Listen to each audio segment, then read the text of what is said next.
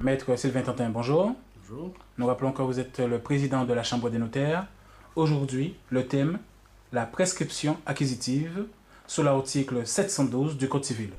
Mais déjà, que doit-on comprendre ou quel lien, quelle autre phrase qui va avec ce mot prescription acquisitive? Alors, prescription acquisitive, c'est un terme que nous employons dans un langage juridique, mais l'expression acte trentenaire parlera beaucoup mieux à nos compatriotes. C'est ce que nous avons souvent comme demande. Vous avez des gens qui, précisément, pour revenir sur le fil des émissions précédentes, qui, n'ayant pas réglé leur succession, n'ayant pas fait les documents nécessaires, se retrouvent un jour dans l'impossibilité de prouver leur droit de propriété, de prouver ou de démontrer qu'ils sont propriétaires. Donc, dans le Code civil, il y a effectivement trois manières, en gros, d'acquérir la propriété. On peut acquérir la propriété par succession, par donation, on peut acquérir la propriété par convention, par l'acquisition, et on peut aussi acquérir la propriété par la prescription. La prescription, c'est une façon de se libérer, après un certain laps de temps, d'une obligation ou d'acquérir un certain bien. Alors, la prescription acquisitive, par exemple, permet à quelqu'un, après un certain temps de possession, de devenir propriétaire d'un bien particulier, d'un bien immobilier. D'accord. Alors déjà, qu'est-ce que l'on doit entendre par la prescription acquisitive immobilière? Alors, la prescription acquisitive immobilière porte en particulier sur un droit réel immobilier, qu'il s'agisse d'un droit de propriété, qu'il s'agisse d'un droit de jouissance. C'est un droit qui porte sur un immeuble.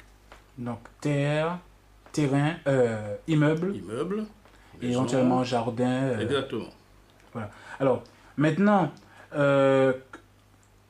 quelle preuve que c'est censé apporter au niveau de cette notion de propriété, justement? Alors, la prescription acquisitive immobilière a pour objet de rendre propriétaire celui qui ne l'était pas, ou en tout cas celui qui n'avait pas les moyens de le prouver. Vous voyez, il y a les deux choses, hein. La possibilité de prouver qu'on est propriétaire par la prescription acquisitive et la possibilité de devenir propriétaire parce qu'on a eu une prescription acquisitive. Donc on a prescrit, on a occupé, on a eu la possession pendant plus de 30 ans d'un bien immobilier particulier. Alors, on ne peut pas prescrire sur n'importe quel bien.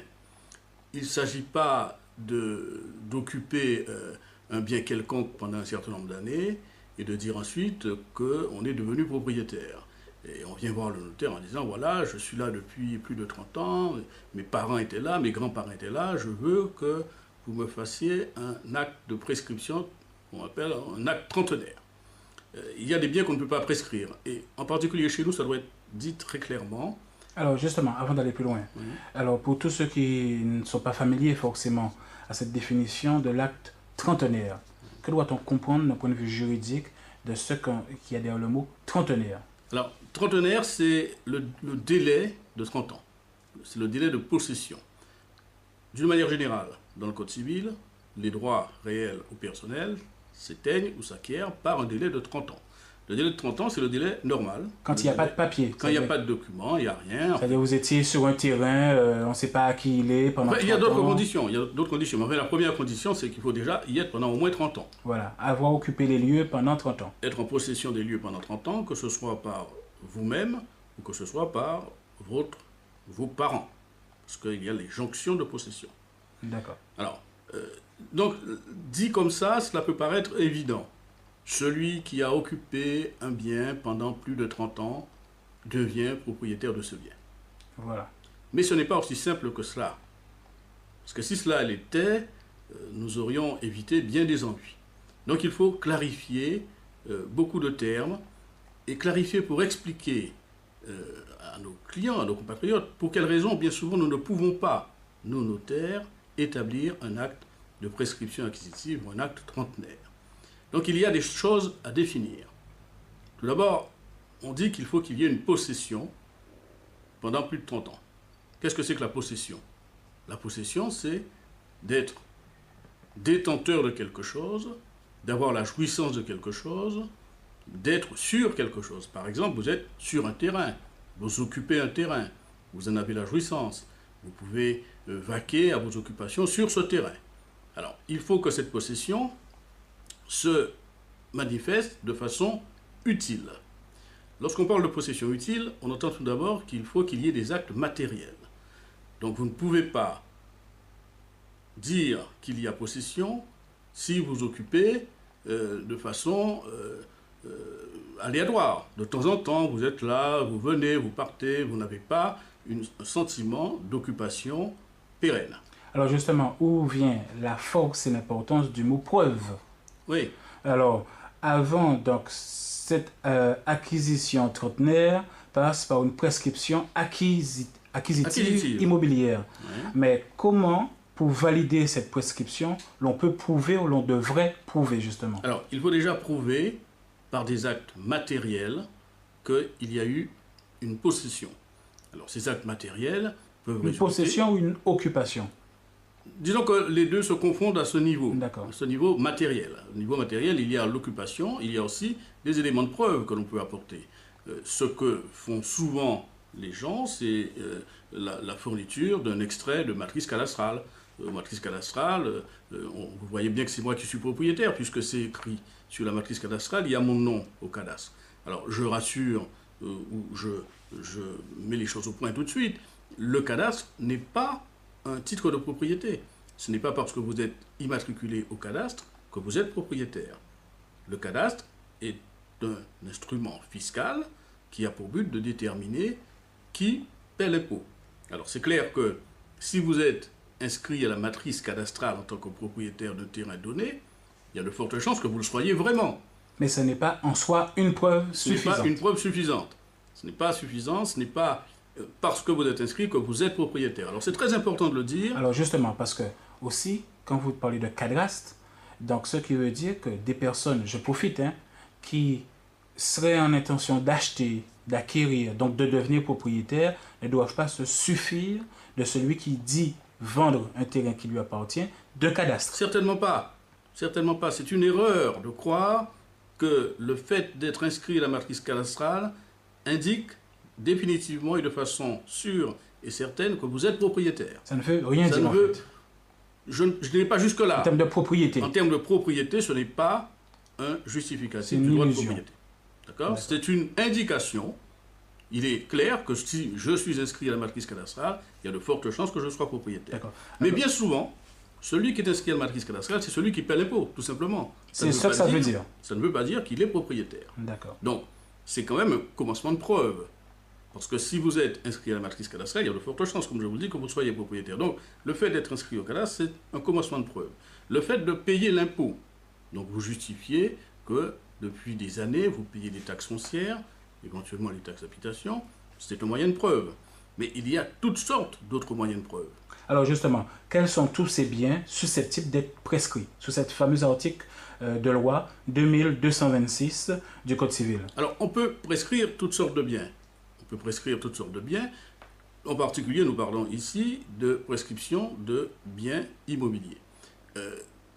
À côté de l'élément matériel, qui est l'occupation effective du bien, il y a un autre élément qui est très important, c'est l'élément intentionnel. Il ne suffit pas d'occuper le bien, d'être en possession pendant 30 ans, pour dire ensuite que vous êtes propriétaire. On a vu qu'il fallait des actes matériels, mais il faut que vous ayez occupé le bien avec ce qu'on appelle la volonté d'être propriétaire. C'est-à-dire que vous vous êtes comporté vraiment comme un propriétaire. Expliquez-vous. Alors voilà, on prend l'exemple de celui qui est locataire. Vous pouvez parfaitement être locataire de biens depuis 30 ans, 40 ans, 50 ans. Mais vous n'avez pas un comportement de propriétaire, parce que vous savez pertinemment que vous êtes locataire.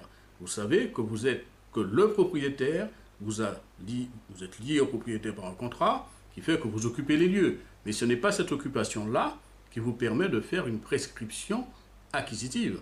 Au bout de 30 ans de location, vous ne pouvez pas dire « je suis propriétaire » parce que vous n'avez pas occupé en tant que propriétaire, vous avez occupé parce que le propriétaire a bien voulu vous laisser occuper. De la même façon, et pour rester toujours dans notre contexte particulier, vous avez les fermiers, les colons, qui occupent les terrains, qui ont occupé les terres de l'usine pendant des années, mais ils peuvent difficilement prescrire, ils peuvent difficilement dire qu'ils sont propriétaires par la voie de la prescription trentenaire, puisqu'ils savent pertinemment, et tout le monde le sait en général, qu'ils occupent parce qu'ils ont un titre qui leur donne le droit de cultiver. Donc ils ne se comportent pas en véritable propriétaires. Ils s'occupent de façon précaire. Ce sont des détenteurs précaires. Le locataire, le fermier, le métayer, le colon, sont des détenteurs précaires qui ne peuvent pas dire qu'ils vont prescrire. Dans la même veine d'idées, et pour en revenir à notre fameux thème d'indivision, celui qui est propriétaire d'un bien indivis avec d'autres personnes, il peut parfaitement dire qu'il occupe depuis 30 ans, depuis 40 ans, un bien indivis. Mais là, les choses sont très ambiguës. Parce que vous occupez un bien indivis, mais vous ne pouvez pas ignorer que vous n'êtes pas seul propriétaire. Puisque par définition, ce bien provient d'une succession et il appartient à toute une série d'ayants droit. Donc vous pouvez difficilement prescrire contre vos ayants droit en disant que vous vous êtes comporté comme un propriétaire personnel, indivis, et que pendant 30 ans, personne ne vous a rien dit, donc vous demandez à ce qu'on vous fasse un acte trentenaire, un acte de prescription acquisitive. Alors, je sais que certaines jurisprudences ont admis qu'un indivisaire pouvait parfaitement démontrer qu'il s'est comporté seul comme propriétaire, au vu et au su de tout le monde, que personne ne lui a rien dit, que tout le monde l'a admis, et ça a été jugé quelquefois qu'un indivisaire pouvait être admis à faire valoir la prescription acquisitive. Alors, mais c'est un cas limite, parce que c'est une possession qui n'est pas très claire. D'accord. D'où il est utile de passer par cette prescription acquisitive immobilière. Alors, que doit-on comprendre par la possession utile? Alors, la possession utile requiert précisément les deux premiers éléments que je vous indiquais, l'élément matériel, à savoir le fait d'occuper effectivement et de faire des actes d'occupation matérielle, l'élément intentionnel qui est le fait d'occuper avec la volonté de propriétaire, c'est ce qu'on appelle l'animus, vous vous comportez comme un propriétaire. Et il y a d'autres éléments qui sont prévus par l'article 2229 du Code civil, qui sont des éléments qui sont plus précis dans le temps. Tout d'abord, il faut que votre possession ait été continue. Donc, possession continue, je veux dire, c'est pas quand vous allez venir tous les 3 mois sur un terrain ou sur un bien, vous direz au bout de 30 ans, ben, tous les ans, je viens là 3 mois par an, personne ne me dit rien, il n'y a aucun problème. Non, il faut que votre possession soit continue. Elle doit être continue à un niveau matériel, donc il faut que dans le temps, il y ait une certaine durée, mais il ne faut pas que cette possession ait été interrompue non plus par des actes juridiques. On peut parfaitement imaginer que vous ayez eu une citation à comparaître par un voisin quelconque ou par un individu quelconque qui demande, qui revendique un droit de propriété sur ce bien. Eh bien, le fait que vous ayez été cité à comparaître devant un tribunal par quelqu'un, un tiers, qui revendique des droits sur le bien que vous occupez, interrompt votre durée de possession. Donc, on ne va pas dire, si ça fait 10 ans que vous occupez et que vous avez été cité à comparaître au bout de 10 ans, ben, votre possession est interrompue tant que durera l'instance durant laquelle la personne en question vous demande de venir devant les tribunaux. Alors justement, vous dites qu'effectivement, ce terrain, il faut y être présent. Est-ce que l'on doit aussi comprendre des personnes qui prétendent ou qui ont prétendent, restons à ce niveau, être propriétaires de terrain, mais qui laissent ce terrain en jachère, c'est-à-dire laisser zèbre pousser assis, et au bout de 30 ans décident de construire ou de vendre des morceaux, etc. Est-ce que cette personne peut, de manière crédible, prétendre que 30 ans c'est à lui? Et est-ce que quand on veut signifier ces 30 ans, on doit aussi prouver avoir fait une démarche pour vérifier qu'il n'y avait effectivement personne d'autre qui était censé être propriétaire ou héritier, même s'il ne vivait plus sur le département? Alors écoutez, on va arriver là dans un débat un peu philosophique. Vous savez, la prescription acquisitive en particulier joue un rôle qui est double. Le premier, c'est d'assurer une certaine stabilité dans le droit de la propriété. Et le deuxième, c'est d'assurer une certaine paix sociale. Je m'explique. Vous pouvez parfaitement avoir un individu qui a un titre de propriété, qui est propriétaire de biens immobiliers, qui s'en désintéresse complètement, qui vit à l'étranger, qui ne s'en occupe pas, pendant 30 ans, pendant 40 ans. Et pendant ce temps, vous avez un individu sur place qui s'est occupé du bien, qui l'a mis en valeur, qui l'a cultivé, etc. Eh bien, vous savez que le droit va donner la préférence à celui qui a effectivement occupé le bien, même s'il n'a pas le titre de propriété. Pourquoi? Parce qu'il a démontré qu'il avait une utilité à occuper ce bien, qu'il avait une utilité que l'autre n'a pas démontré, puisqu'il est resté, il a laissé le bien à l'abandon pendant plus de 30 ans. Donc là, il faut être très précis. Maintenant, est-ce que cette personne qui prétend utiliser le terrain, parce qu'il peut y avoir une démarche vicieuse, même si c'est sur 30 ans, mais vicieuse à fois, cette personne doit faire une démarche de se renseigner avant de signifier 30 ans, mais de se dire, je sais ce terrain n'était à personne, je sais que, vous voyez... Naturellement, elle peut le faire. Elle peut faire donc, cette est-ce démarche. que naturellement, on peut dire qu'il y a eu intention de vice par le simple fait de jamais avoir fait cette démarche de se renseigner? Non, on ne peut pas le dire. On ne peut pas le dire. Vous pouvez parfaitement savoir qu'un terrain appartenait à quelqu'un. Cette personne a disparu. Personne n'a de ses nouvelles. On sait qu'il a pris le bateau, qu'il a pris l'avion pour aller au Brésil ou je ne sais pas où. On ne sait pas. Vous savez très bien que ça appartenait à quelqu'un, mais le terrain est resté à l'abandon. Alors, si pendant 30 ans, vous êtes de bonne foi, que vous occupez de bonne foi, que vous mettez en valeur... Justement, le mot abandon, est-ce qu'on doit comprendre par abandon qu'il n'y a pas de construction, il n'y a pas de culture particulière, c'est-à-dire qu'on laisse... Vous ne manifestez aucune volonté de vous occuper de ce bien. Ou est-ce que l'abandon aussi signifie qu'il n'y a pas eu de cloisonnement, c'est-à-dire de barrière? Est-ce qu'à partir du moment où quelqu'un met une barrière autour de son terrain, même s'il y a des herbes en jachère qui poussent dessus, est-ce que ça, c'est considéré de l'abandon ou pas, quand il y a une barrière, même si on n'utilise pas le terrain? Vous pouvez clôturer votre terrain. Vous pouvez le clôturer, naturellement. Il peut rester clôturé pendant 30 ans. Il peut rester clôturé pendant 50 ans. Si la clôture fait que les gens peuvent pénétrer sur ce terrain, le cultiver, le mettre en valeur. Si vous clôturez d'ailleurs, c'est que vous avez l'intention de vous en occuper. Et que vous viendrez de temps en temps vérifier que la clôture est toujours là. Parce que celui qui a clôturé, il a bien une petite idée derrière la tête. Il se dit, je vais clôturer pour éviter qu'on ne vienne sur mon terrain.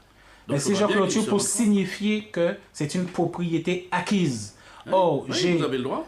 Oh, mon niveau de vie m'oblige, mon obligation professionnelle, personnelle m'oblige à être à l'étranger. Ouais. Donc, je ne peux pas être sur le terrain. Mais pour signifier un message clair, je mets une barrière, et s'il le faut, on va dire c'est ainsi, même si je ne coupe pas l'herbe parce que ça me coûterait peut-être de l'argent, d'accord, et je laisse les saisons fleurir et tuer les herbes, mais j'entretiens cette barrière, il ne serait-ce pendant 30 ans. Non, attendez, si vous entretenez... La barrière, que la barrière. Ça suffit, vous faites... Donc demain, quelqu'un qui démonte la barrière, ou demain qui construit malgré la barrière... C'est une violation. C'est une violation. Donc il ne peut pas demain signifier les trentenaires. Là, on arrive au la deuxième qualité, cette possession doit être paisible. C'est-à-dire qu'il ne faudrait pas que l'individu qui veut faire une prescription trentenaire ait agi par violence. Une forme de violence. Au début de son occupation ou violence pendant son occupation. Vous savez très bien que nous avons des querelles à perte de vue sur un droit de propriété. Donc le fait que vous n'ayez pas une occupation paisible, que votre occupation soit remise en cause, ça fait que la prescription ne peut pas jouer. Il faut que votre possession soit continue, puisque ça signifie. Il faut qu'elle soit paisible, donc il ne faut pas qu'il y ait de violence. Il faut qu'elle soit publique. Vous ne pouvez pas dire que vous allez occuper en cachette, clandestinement. Vous faites... Parce que pour que les trentenaires soient validés, il faut justement qu'il y ait des personnes qui disent qu'effectivement c'était pas en cachette. On verra tout à l'heure qu'il faut bien qu'il y ait des gens qui viennent témoigner, qu'on vous a vu, qu'on sait que ce terrain appartient à monsieur untel, on est persuadé que ça lui appartient. Et que s'il y a faux témoignage, c'est caduc. C'est autre chose. S'il y a un faux témoignage, on est dans une autre procédure. Mais il faut que des gens puissent prouver qu'ils vous ont toujours vu à cet endroit, cultivant ce terrain, le mettant en valeur, que la notoriété publique vous a toujours considéré comme propriétaire de ce terrain, que vous-même, vous vous êtes toujours comporté comme propriétaire. La preuve en est, c'est que vous avez peut-être loué à quelqu'un, vous avez fait des choses, peu importe, mais vous avez eu un comportement tel que personne ne pouvait douter que vous ne soyez pas propriétaire. Alors justement, que doit-on comprendre par la possession utile, mais à travers les qualités requises? Et je rappelle tout de suite l'article, pour ceux qui nous suivent et qui aiment bien lire aussi le Code civil, nous nous soutenons par l'article 2229 du Code civil. Alors, que doit-on comprendre par les qualités requises? Possession continue, possession paisible, possession publique et possession non équivoque. Alors, définissez un peu tout ça. Cela signifie, alors on commencera par le plus difficile à devenir, c'est la possession non équivoque. Vous avez, encore une fois, le cas de gens qui occupent ensemble un terrain. Alors, où ils sont des propriétaires individus, donc ils tiennent leurs droits d'une même personne, ou ce sont des gens qui ont en même temps, au même moment, occupé un terrain. Et là, on ne sait pas trop qui est propriétaire, qui se comporte comme propriétaire, qui est-ce qui a la volonté de se comporter comme, de sorte que cette possession est équivoque. Donc, dès qu'il y a un doute, dès qu'il y a une matière à doute, on ne peut pas prescrire. On ne peut pas prescrire, d'autant que cette possession non équivoque doit se cumuler avec les autres qualités, la possession publique. C'est pas un ou l'autre, c'est tout. C'est tout. Il ne faut pas que ce soit... Les 4 points. Il faut que ce soit les 4 points réunis, et surtout, il ne faut pas que votre possession ait été acquise par la violence ou ait été empreinte de violence. Parce que la violence tue tout.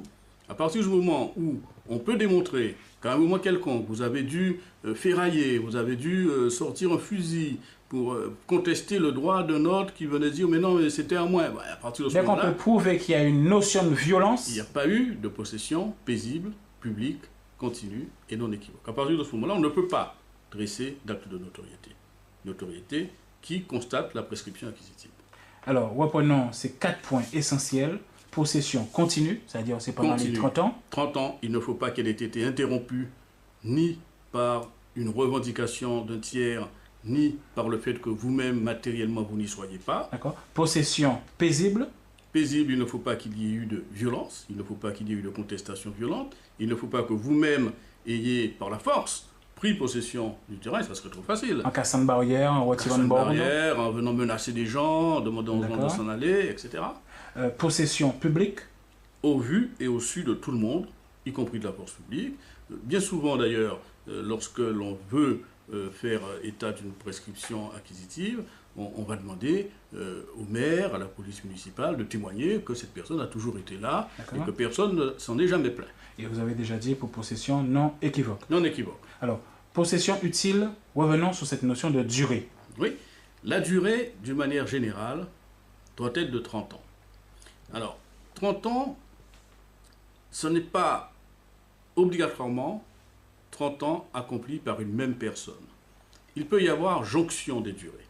Imaginons que le père ou la mère a commencé à occuper le terrain en 1940, il vient à décéder, les héritiers et ses ayants droit prennent la suite de cette occupation, donc on peut estimer dans ce cas de figure qu'il y a eu une jonction de possession, et donc la durée va se décompter à partir du jour où l'auteur, c'est-à-dire le parent, a occupé le terrain. Est-ce que je dois peser le mot ayant droit? C'est-à-dire qu'il faut qu'il y ait un lien de sang entre les gens qui ont usé du terrain. C'est-à-dire Absolument. Que ma fiancée, moi je suis parti, ma fiancée occupe, c'est plus 30 ans là. Non, là vous êtes plus dans le... C'est le lien du sang, c'est bien ça. Il faut qu'il y ait un ayant droit à titre universel, c'est-à-dire que quelqu'un qui a vocation à recueillir vos biens. Même pas un ayant droit à titre particulier. Imaginons quelqu'un à qui vous faites un testament dans lequel vous donnez un bien. Bon, cette personne, si le bien en question n'est pas le terrain que vous occupez, elle ne peut pas dire qu'elle continue votre possession. Pour l'acquisition des 30 ans. Non, elle ne peut pas le dire. D'accord. C'est uniquement les ayants droit qui ont une vocation à titre universel, c'est-à-dire à recueillir les biens de la personne qui occupait. Donc l'héritier, les enfants en général, peuvent poursuivre la possession de leurs parents. Donc, si cette personne supposait cela, en laissant sa deuxième épouse, avec laquelle il n'a pas eu d'enfant, et qu'entre-temps, suite à l'émission, il réalise le coup, donc veut mettre l'un de ses frères ou cousins sur le terrain, ça recommence à zéro. Ça recommence à zéro. Voilà. La possession commence le lendemain du jour où vous avez commencé à occuper. Vous ne pouvez pas la transmettre comme ça. Vous ne pouvez pas dire, moi j'occupe aujourd'hui, bon j'aime bien mon cousin, là je vais lui donner la suite. Vous n'avez pas à lui donner puisque vous n'avez rien à donner. Vous êtes en possession et vous êtes en mesure de faire prescrire au bout de 30 ans, de faire constater que vous avez toutes les qualités requises pour pouvoir devenir propriétaire. Alors, que doit-on comprendre par les effets et les justifications? Alors, les effets sont très importants. Pourquoi? La prescription acquisitive, dite prescription trentenaire, vous donne un véritable droit de propriété. Imaginez, vous donnez un droit de propriété à quelqu'un qui, jusqu'alors, n'avait pas de titre. On est bien d'accord, hein? La prescription acquisitive, c'est cette notion finale. C'est comment on finalise tous ces axes qu'on a vus, que ce soit trentenaire, que ce soit tout. C'est tant qu'il n'y a pas cette prescription acquisitive, ce fameux papier, on pourrait dire, vous n'avez aucune preuve que cette propriété est de rien. On va voir qu'il y a deux notions. Le papier, comme vous dites, viendra après. La notion, c'est que vous devez avoir occupé pendant 30 ans de façon publique, paisible, non équivoque, un bien pour pouvoir revendiquer une prescription acquisitive. Donc, pour pouvoir revendiquer que ce bien vous appartient, que vous en êtes propriétaire, parce que vous avez rempli les conditions posées par la loi. Donc, si quelqu'un veut vous vendre un terrain, veut vous offrir un terrain, il doit non pas vous montrer une copie du cadastre, mais il doit vous prouver cette prescription acquisitive. C'est le mot-clé, quoi. La prescription acquisitive doit être fournie à défaut d'un titre de propriété régulier. Si vous avez un titre de propriété régulier, normal, vous avez acheté votre bien il y a 20 ans, il y a 30 ans, il y a 40 ans. C'est-à-dire, c'est quoi? Vous avez un acte. C'est quoi? Vous avez un acte. Un acte de quoi? Notarié? Ce qu'on appelle un locataire. Vous avez un acte notarié. Voilà. Un locataire. Non, mettons les mots. Vous n'y la vous avez votre acte, vous venez voir votre notaire, vous dites voilà, j'ai mon acte. J'ai mon acte, je suis propriétaire. Donc en tant que propriétaire, je fais telle ou telle opération. Là, il n'y a aucun doute. On ne va pas vous demander des choses extraordinaires. Vous avez votre acte, vous êtes propriétaire. Bon, par contre, si vous venez me voir en disant monsieur, je suis propriétaire, je vous demande mais où est votre acte? J'ai compris d'ailleurs qu'il y avait une formule assez extraordinaire. Il disait systématiquement ou pas ni lac ou pas ni terre. Vous voyez, ou pas ni lac ou pas ni terre. Donc la notion d'acte, c'est une notion très forte. Celui qui a son acte, il n'y a pas de problème. Celui qui vient vous voir en disant je suis propriétaire, vous lui dites mais donnez-moi votre acte, montrez-moi votre titre de propriété. Et qu'il vous dit je ne peux pas vous le montrer parce que je n'en ai pas. Mais vous lui dites en vertu de quoi vous êtes propriétaire, cher monsieur. Et il vous explique mais je suis propriétaire parce que j'occupe ce terrain, ce bien, depuis plus de 30 ans, de façon paisible, publique, non équivoque, avec la volonté de me comporter comme un propriétaire. J'ai toujours été propriétaire, voilà tous les impôts que j'ai payés, voilà tout ce que j'ai, voilà mon nom au cadastre. Et donc je vous demande, cher maître, d'établir un acte disant que je requiers toutes les qualités, j'ai toutes les qualités possibles pour être propriétaire, puisque je remplis les conditions prévues par la loi. Alors, acte de propriété, qui peut faire ça? Seuls les notaires? À partir de ce moment, il peut demander au notaire de faire un acte de notoriété acquisitive. C'est quoi un acte de notoriété acquisitive? C'est un acte par lequel on va dire que monsieur untel a bien rempli toutes les conditions depuis plus de 30 ans pour être propriétaire. Mais qui va dire ça? Le notaire va demander que des témoins viennent confirmer ou témoigner que monsieur X a bien rempli toutes ces conditions depuis 30 ans. Et vous voyez la difficulté du sujet. Comment voulez-vous que le notaire puisse vérifier la véracité des dires des témoins? Donc il va se fier à ce que diront les témoins. Mais encore faut-il que ces témoins puissent lui justifier. Et de bonne foi. Il faut qu'il soit de bonne foi, naturellement, mais il ira plus loin. Le notaire, il va demander qu'on le justifie par des éléments irréfutables. Alors, ce que disent les témoins correspond à la réalité. Alors, comme nous avons déjà dépassé le temps que nous étions partis, puisque nous sommes déjà à la 30aine de minutes, très rapidement, alors je m'excuse si je vous bouscule un petit peu. Je vous en prie. À partir du moment où il est prouvé que l'un des témoins a été acheté, a été corrompu, a menti, quelles que soient ses motivations, a menti, cet acte, même s'il est passé par voie notariée, ne vaut plus rien. Il ne vaut plus rien. Si le vrai propriétaire peut prouver qu'il y a eu mensonge, Absolument. que l'une des étapes dont on a parlé, possession continue, était fausse, ou possession paisible était fausse, ou possession publique, ou possession non équivoque, l'un de ces éléments était faux. À partir du moment où le témoin n'a pas dit la vérité, donc il a induit en erreur celui qui rédige le contrat. Il a induit en erreur les autres parties. À partir de ce moment-là, la notoriété qui est dressée par le notaire au vu de ce que lui disent les témoins, la notoriété qui est dressée selon les dires des témoins, mais cette notoriété qui est une simple attestation, tombe à l'eau. D'accord. Alors, à ce moment-là, quelle est l'obligation? Alors, on a compris que cet acte est caduc. L'acte n'existe plus, il n'a plus de raison d'être, un tiers peut revendiquer... Voilà. Mais ça ne veut pas dire que celui qui a fait la démarche de prouver qu'il y a eu mensonge devient du coup propriétaire. C'est juste que maintenant, celui qui prétend être propriétaire par cet acte ne l'est plus. Ne peut plus en justifier. Voilà. Il n'a plus les conditions requises pour avoir la prescription à son profit. Voilà. Monsieur le Président, ça arrive, d'accord, comme dans tous les métiers, que de temps en temps, il y a des affaires où le nom de notaire est cité. Nous n'en parlons pas d'une en particulier. Rassurez ceux qui nous écoutent et qui nous suivent depuis un moment, que ce soit Guadeloupe, Martinique, Guyane et peut-être ailleurs bientôt. Quelle est votre obligation, votre sentiment en tant que président et responsable de cette vocation de notaire quand il peut être avéré demain qu'un notaire, malheureusement, s'est impliqué peut-être de trop dans un fait? Est-ce que vous, en tant que chambre des notaires, vous avez une restriction au niveau de notaires faibles? Alors là, nous sortons un peu du champ Oui, de notre discussion. mais profitons en 30-40 secondes. Très clairement, quand je vous ai dit que nous Si vous sommes apprenez que une profession très organisée, à la tête de la profession, dans une compagnie, dans un département, il y a une chambre de discipline, ce qu'on appelle la chambre des notaires. Je suis actuellement président de la chambre des notaires.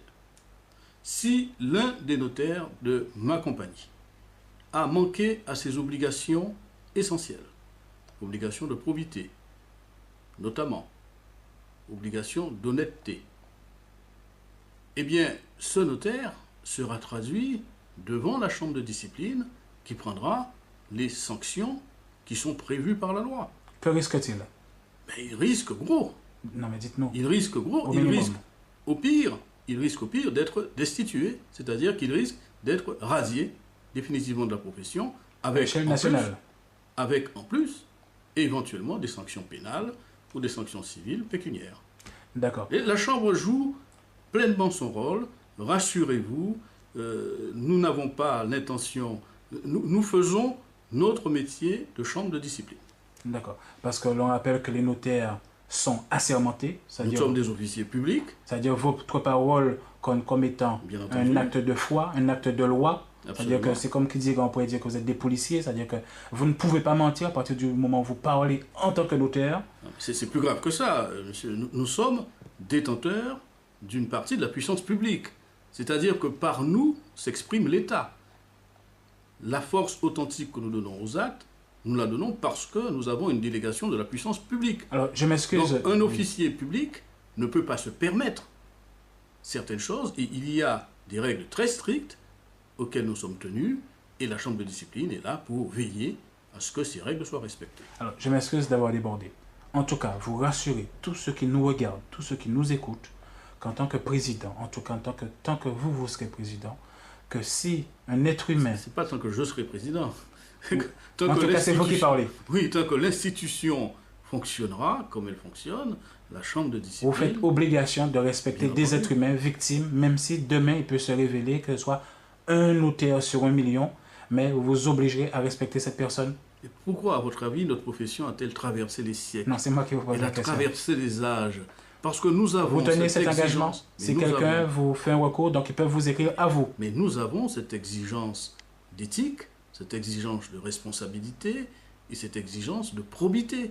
Donc, si vous vous adressez à la Chambre parce que vous vous estimez victime, directement au président. Victime, vous avez le droit de vous adresser au président de la Chambre des notaires, de vous adresser à la Chambre des notaires pour dire, voilà quelle est ma situation et j'aimerais que vous puissiez intervenir parce que bien souvent, souvent, on reçoit des courriers de clients, mais pour des choses bénignes. Donc on intervient, on règle les choses, parce que bien souvent il y a une incompréhension. Et si, M. Malaël, j'interviens aussi volontiers dans votre émission, c'est pour permettre de briser toutes ces incompréhensions qui existent entre nous et le public, parce que bien souvent, nous avons un langage, il faut le dire, qui est un langage juridique, qui est ce qu'il est, mais il faut qu'on emploie parce qu'il est obligatoirement juste. Mais il ne faut pas que nous soyons coupés du reste de la population, il faut qu'on se comprenne. Merci. Nous rappelons aujourd'hui, le thème c'était la prescription acquisitive, notamment pour tous les biens immobiliers.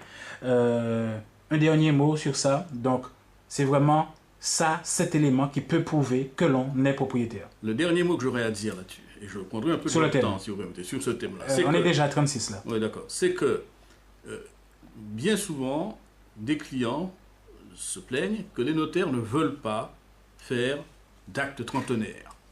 Ils ne veulent pas faire de prescription acquisitive. Mais vous aurez compris, j'espère, pourquoi. Parce que c'est un acte qui vous donne le droit de propriété et qui est basé sur des déclarations qui sont difficilement vérifiables. En tout cas, que le notaire ne peut pas vérifier. Alors, si par extraordinaire, il a les éléments nécessaires pour lui permettre d'établir cet acte, il faut bien qu'il prévienne son client que l'acte qu'il a établi est un acte qui est fragile, qui risque d'être mis à mal si il s'avère demain que les déclarations des témoins n'étaient pas avérées ou sont fausses ou qu'il y a une inexactitude dans les déclarations qui ont été faites. Donc c'est un acte très fragile, c'est un acte qui risque de donner un sentiment de propriété absolue à quelqu'un alors que ce n'est pas le cas. Donc c'est bien souvent la raison pour laquelle nos confrères, bien souvent, refusent, et ils ont souvent raison, refusent de faire des actes de prescription acquisitive. Maître Sylvain Tantin, Monsieur le Président de la Chambre des notaires, encore une fois, merci et à bientôt. À bientôt. Un bien quelconque pendant un certain nombre d'années et de dire ensuite qu'on est devenu propriétaire. Et on vient voir le notaire en disant, voilà, je suis là depuis plus de 30 ans, mes parents étaient là, mes grands-parents étaient là, je veux que vous me fassiez un acte de prescription, qu'on appelle un acte trentenaire. Il y a des biens qu'on ne peut pas prescrire. Et en particulier chez nous, ça doit être dit très clairement. Alors justement, avant d'aller plus loin, alors pour tous ceux qui ne sont pas familiers forcément à cette définition de l'acte trentenaire, que doit-on comprendre d'un point de vue juridique de ce qu'il y a derrière le mot trentenaire? Alors, trentenaire, c'est le délai de 30 ans. C'est le délai de possession. D'une manière générale, dans le Code civil, les droits réels ou personnels s'éteignent ou s'acquièrent par un délai de 30 ans. Le délai de 30 ans, c'est le délai normal. Quand il n'y a pas de papier. Quand il n'y a pas de document, il n'y a rien. C'est-à-dire vous étiez sur un terrain, on ne sait pas à qui il est pendant 30 ans. Il y a d'autres conditions. Il y a d'autres conditions. Mais enfin, la première condition, c'est qu'il faut déjà y être pendant au moins 30 ans. Voilà, avoir occupé les lieux pendant 30 ans. Être en possession des lieux pendant 30 ans, que ce soit par vous-même ou que ce soit par vos parents. Parce qu'il y a les jonctions de possession. D'accord. Alors, donc, dit comme ça, cela peut paraître évident. Celui qui a occupé un bien pendant plus de 30 ans devient propriétaire de ce bien. Voilà. Mais ce n'est pas aussi simple que cela. Parce que si cela l'était, nous aurions évité bien des ennuis. Donc il faut clarifier beaucoup de termes et clarifier pour expliquer à nos clients, à nos compatriotes, pour quelles raisons, bien souvent, nous ne pouvons pas, nos notaires, établir un acte de prescription acquisitive ou un acte trentenaire. Donc il y a des choses à définir. Tout d'abord, on dit qu'il faut qu'il y ait une possession pendant plus de 30 ans. Qu'est-ce que c'est que la possession? La possession, c'est d'être détenteur de quelque chose, d'avoir la jouissance de quelque chose, d'être sur quelque chose. Par exemple, vous êtes sur un terrain, vous occupez un terrain, vous en avez la jouissance, vous pouvez vaquer à vos occupations sur ce terrain. Alors, il faut que cette possession se manifeste de façon utile. Lorsqu'on parle de possession utile, on entend tout d'abord qu'il faut qu'il y ait des actes matériels. Donc vous ne pouvez pas dire qu'il y a possession si vous occupez de façon aléatoire. De temps en temps, vous êtes là, vous venez, vous partez, vous n'avez pas un sentiment d'occupation pérenne. Alors justement, où vient la force et l'importance du mot preuve? Oui. Alors, avant donc cette acquisition trentenaire passe par une prescription acquisitive immobilière. Ouais. Mais comment, pour valider cette prescription, l'on peut prouver ou l'on devrait prouver justement? Alors, il faut déjà prouver par des actes matériels qu'il y a eu une possession. Alors, ces actes matériels peuvent Une possession ou une occupation? Disons que les deux se confondent à ce niveau, D'accord. à ce niveau matériel. Au niveau matériel, il y a l'occupation, il y a aussi des éléments de preuve que l'on peut apporter. Ce que font souvent les gens, c'est la fourniture d'un extrait de matrice cadastrale. Matrice cadastrale, vous voyez bien que c'est moi qui suis propriétaire, puisque c'est écrit sur la matrice cadastrale, il y a mon nom au cadastre. Alors je rassure, ou je mets les choses au point tout de suite, le cadastre n'est pas un titre de propriété. Ce n'est pas parce que vous êtes immatriculé au cadastre que vous êtes propriétaire. Le cadastre est un instrument fiscal qui a pour but de déterminer qui paie l'impôt. Alors c'est clair que si vous êtes inscrit à la matrice cadastrale en tant que propriétaire d'un terrain donné, il y a de fortes chances que vous le soyez vraiment. Mais ce n'est pas en soi une preuve suffisante. Ce n'est pas une preuve suffisante.